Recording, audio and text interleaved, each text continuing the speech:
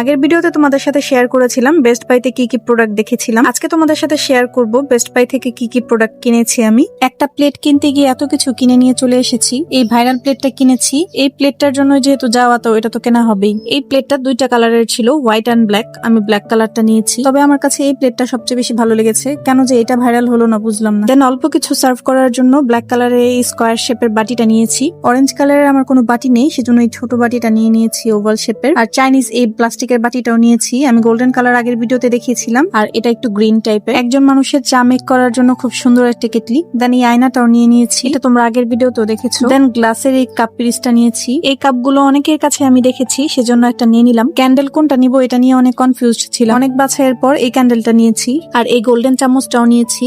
এই ম্যাটটাও নিয়ে নিয়েছি, ম্যাটটাও খুব সুন্দর। আর হ্যাঁ, এই ক্যান্ডেলটাও কিন্তু নিয়েছি। এটা তোমাদের সাথে শেয়ার করার আগে ইউজ করে ফেলেছি। তো এই হচ্ছে আমার টোটাল শপিং। আমার এই শপিং এর মধ্যে তোমাদের কাছে কোন প্রোডাক্টটা বেশি ভালো লেগেছে কমেন্ট করে জানিও। আজকের মতো টাটা, বাই বাই।